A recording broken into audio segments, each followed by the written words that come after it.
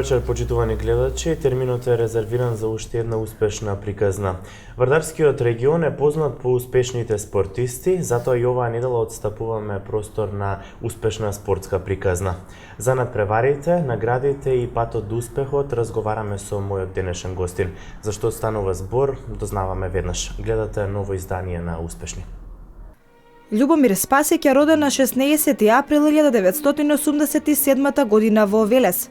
Љубовта кон кајакот ја добива уште на 9 години и додека другите деца се занимаваат со игра со топка, Спасик времето го поминува во водите на реката Вардар.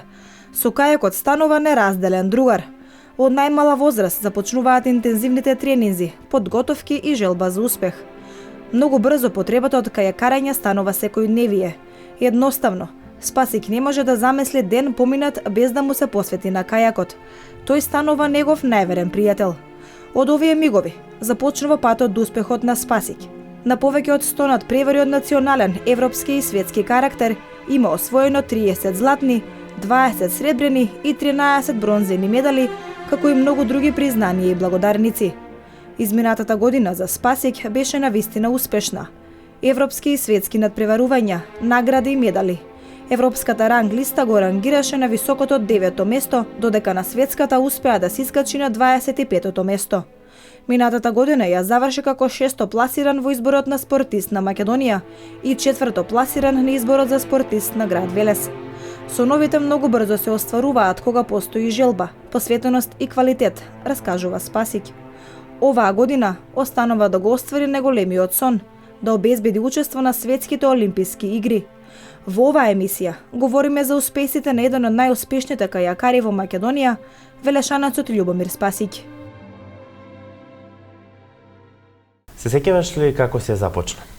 Па да, започнав со кајак да се занимавам од моето рано детство, од 9 годишна возраст.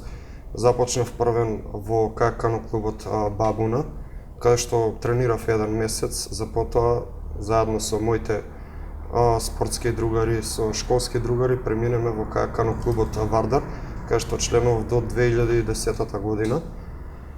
За подоцна да преминем во кајакано клубот Илинден 90 од Скопје, каде што членував 3 години, настапував за тој клуб 3 години и сега на крајот да бидам член на кајакано клубот Гемиџи 903 од Велес.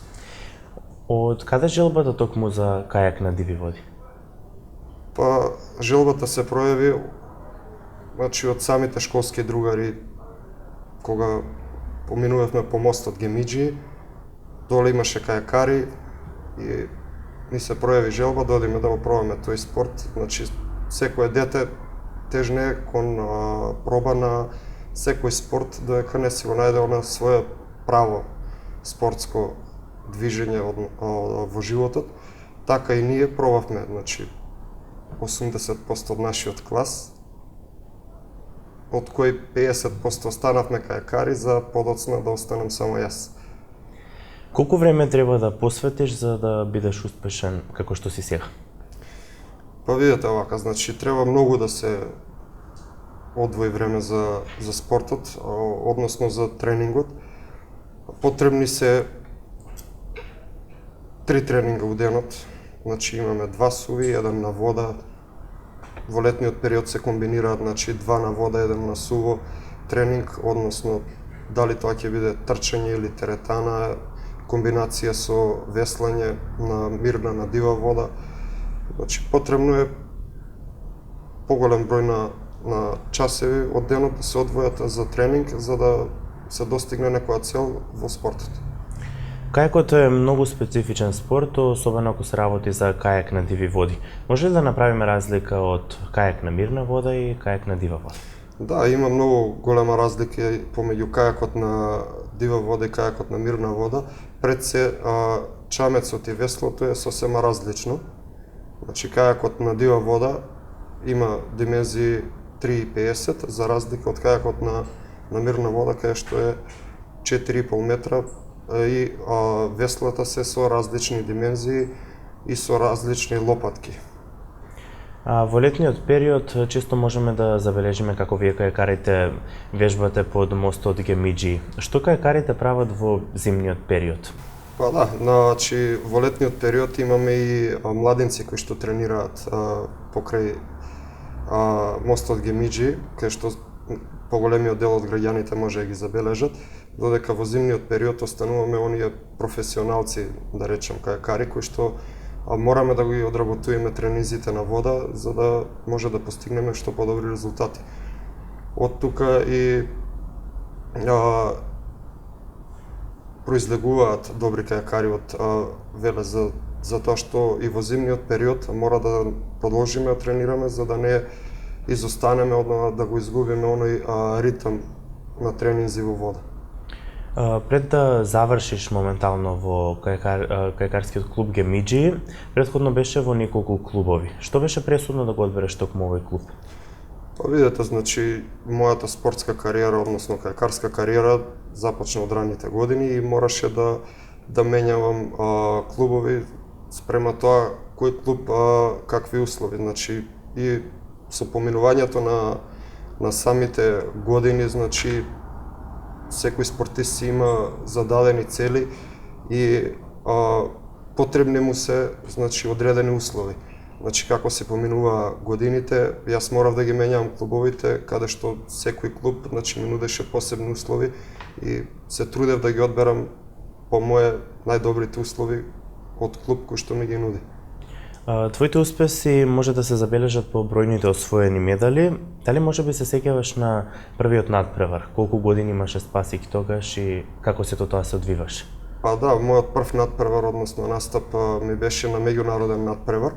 После 3-месечен почеток во кајакот, настапив во Ниш на меѓународен надпревар, каде што го освоив третото место и од тука остана желбата, односно да продолжам јас да се занимавам со кајакот, па потоа дојдов да бидам државен пионерски првак, па јуниорски и така се понатаму се движи мојава кариера во нагорна линија, се трудам дека и така ќе продолжам со голем број на тренинзи, со максимален труд вложено и дека ќе успеам барем да се квалификувам на Олимписки игри. Да проговориме малку и за националниот тим. Малкумина можеби знаат дека Македонија има кајакарска репрезентација. Ти си веќе подолг временски период дел од неа. Кога Спасик за прв пат почна да ги брани боите на Македонија? Па видите вака, поради тоа што Македонија нема пионерска репрезентација, значи од првата година кога стапив во јуниорскиот, односно јуниорска категорија, сум во селекцијата на Македонија. Тоа е од мојата 14-та година и мојот прв настап за репрезентациите беше во 2001 година во Нови Сад во Полска на светското првенство. Со оглед на тоа дека станува збор за кајак на диви води, каде се досега си имаш надпреварувано, на какви се стази? Па си имам надпреварувано на повеќе патеки, односно стази. Во Бугарија, во Србија, Германија, Аустрија, Чешка, Словачка, Полска. Оваа година бев и во Лондон, имам настапувано и во Италија. Во поголемиот дел од Европа, значи, каде што ги имаме оние патеки кои што се доста по специфични, потешки за разлика од нашиве, тука ќе спомнам и патеката во Скопје на треска. Таа е извонредна патека, но сепак не може да ги задоволи оние потреби во модерниот кајак. Би го нарекол модерен кајак ради тоа што моментално кајакот почиња да се тренира на затворени патеки, односно на вештачки патеки на изработени канали, каде што водата буквално се црпи од езеро и се носи со пумпи до самиот старт на патеката. Поголемиот дел на патеки, значи од Олимписки игри, се организирани во тој концепт. Така да оваа година настапив ја на Олимписката патека во Лондон, каде што бев на квалификации за Олимписки игри. Тоа беше извонреден надпревар, патеката беше исклучително тешка. Значи, се со цел на усавршување и поголема атрактивност на кајакот во светот. Да проговориме малку и за надпреварувањата. Се бројат ли напрсти надпреварувањата на кои имаш учествувано? Па видите, само оваа година настапив на поголем број на надпревари. Значи, настапив на 4 еврокупови, на 2 европски, на 2 светски, на 4 светски купови. Голем број на надпревари, значи, каде што треба максимално да се понесеш и сами од себе си, исто така и голем број на луѓе треба да имаш, односно логистика, за да може да успееш во тие надпревари. Го споменавме Лондон, односно квалификациите за Олимписките игри. Тоа е еден период кој што драстично ќе остане забележан во твојата кариера, затоа што ти беше единствениот македонец кој што се обиде нели на тој надпревар, па може ли да не кажеш нешто повеќе за тоа? Овака, пред се, тој надпревар за мене беше од исклучително значење, ради тоа што тоа беше прв квалификацијски надпревар за Олимписки игри во Рио и таму беше собрана целата елита од кајакот, од целиот свет.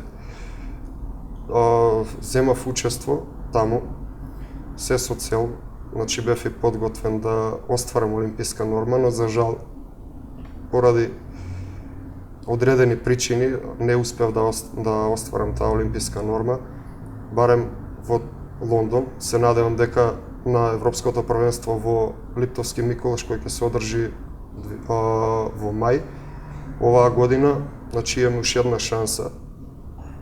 Се надевам дека таму нема да испуштиме шанса и дека ќе успееме Македонија да однесеме, односно градот Велес, на Олимписки игри.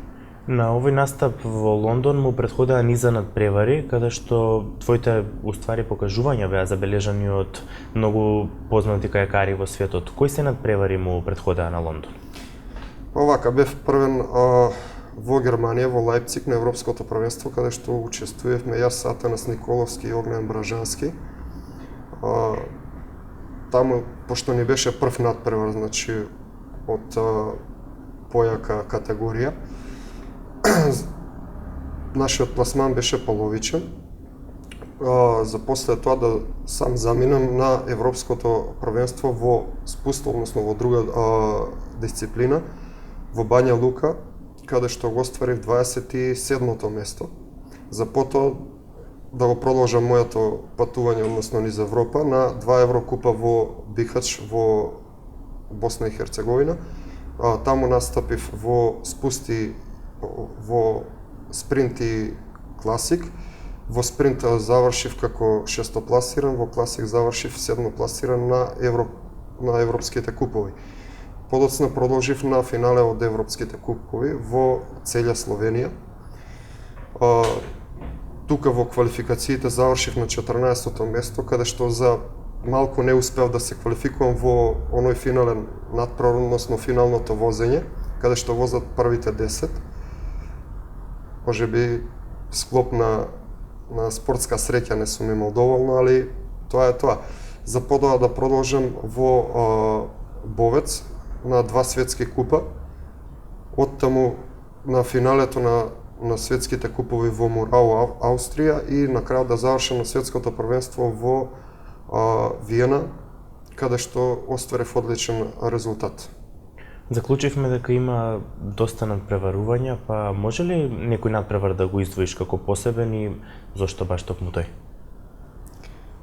Па не знам се, оваа година, пак ја кажам, можеби успешно ја завршив оваа односно измината сезона, успешно ја заокружив. Бев рангиран како 9-то пласиран на европската кајак ранг листа, додека бев 25-ти на светската ранг листа, што е особено успех за лично за мене и за кајакот во Македонија. Како посебен надпревар ќе го издвојувам учеството на светското првенство во Лондон. Иако не успев да остварам норма, тука увидов колку уште треба да вложам труд за да успеам да остварам норма на европското во Миколаш во Словачка. По долги години напорно тренирање ти се случи една пауза. Што беше пресудно да се вратиш повторно во водите и да се занимаваш повторно со кајакарење? Па да, после светското првенство во Лофер, каде што во дисциплината 3 пати кајден завршивме како 12-то пласирани во светот, требаше да заминам во 2005 година на Европско првенство во Краков поради неразјаснети причини, не знам, од страна на федерацијава. Јас не заминав и мислев дека тоа е веќе крај, дека нема потреба повеќе да продолжам да се занимавам со кајаков, ради тоа што и самиот увидов дека ми се потребни финансиски средства и мора да се одлучам дали ќе продолжам со кајакот или ќе продолжам да барам работа да успеам, значи едноставно во животот. За подоцна во 2010 година,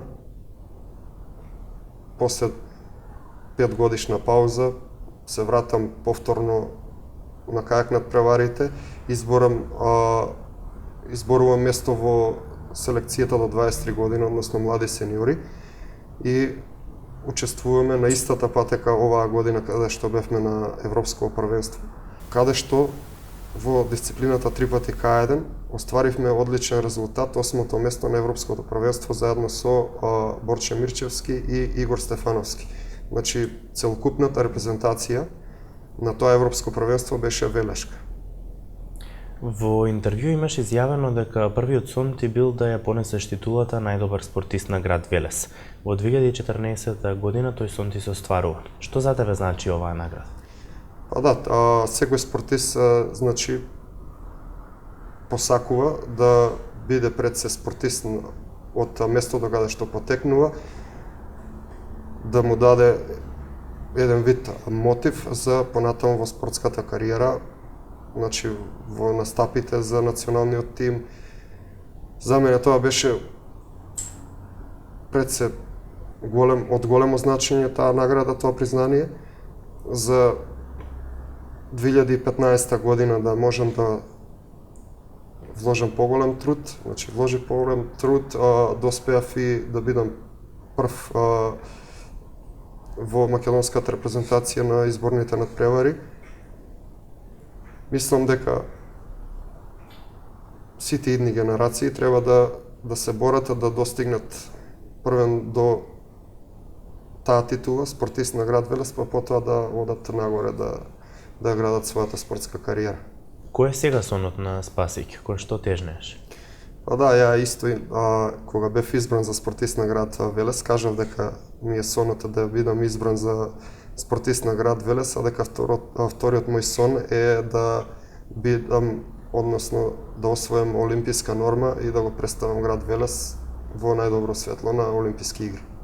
Кога сме кај наградите, покрај оваа најдобар спортист на град Велес, кои се други значајни награди ги имаш освоено во твојата кариера?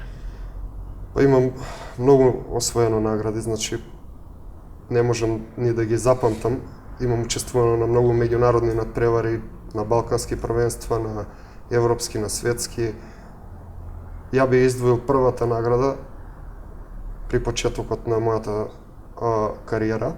Таа е исто во Ниш.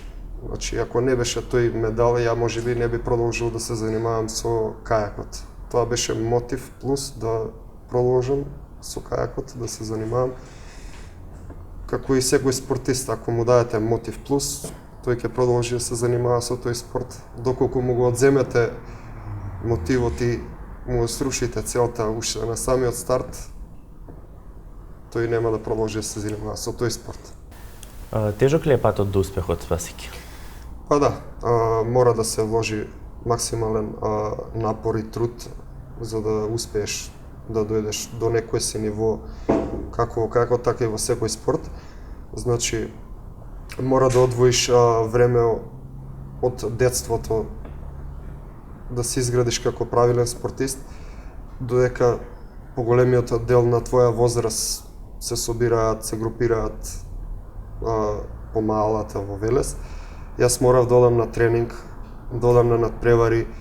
Значи, оној дел првичниот од животот ми е поминат онака буквално во спортот, Сега исто така, значи морам да одвојам време и за работа, а поголемиот дел од денот значи ми поминува во тренинг. Кои се покрај тебе и чија поддршка добиваш на патот до твоите успеси покрај морална и финансиска секако? Па како морална поддршка, значи тука се тренерите и самиот дел од тимот, значи ние надпреварувачите.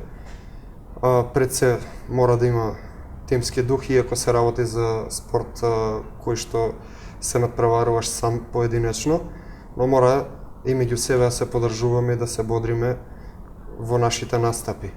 Од финансискиот дел, само ќе спомнам општина Велес, која што до сега највеќе ми помогнала за моите меѓународни настапи, за разлика од другите, да кажем, приватни компании кои што не се заинтересирани у делот на финансирањето на спортот. Дали имаш кајкарски идол од кого може би црпиш знаење, искуства, вештини? Па да, тука би ги спомнал кајкарите од Словенија, со кои што имам одлична соработка и од кои дел од програмите кои ги работам и ги тренирам се превземени од нив, односно ми се подарени. Одлично соработувам со светски и европски првак, односно Петар Каузер во дисциплината слалом и Јуре Меглич. Исто тука ќе го напомнам, кој од година настапува и за Азербејџан. Тие ми се одлични пријатели, додека во спуст соработувам со Нејц Жнидарчич, кој е трикратен светски шампион. За крај, бројни државни надпреварувања, светски и европски. Кои се плановите за 2016? Оваа година пред се имаме доста надпревари. Знаеме дека е олимписка година. Започнуваме со надпреварите, значи со илинденскиот кајак слалом, кој се одржува во Скопје. Тој е меѓународен надпревар и е влезен во светска кајакарска федерација во програмата, каде што се бодува за надпреварите за светски купови. Таму ќе учествуваат повеќе држави, значи се планира околу 10 нации да земат учество.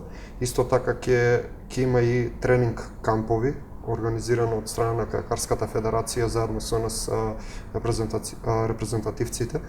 Ќе земат учество сите балкански држави пошироко.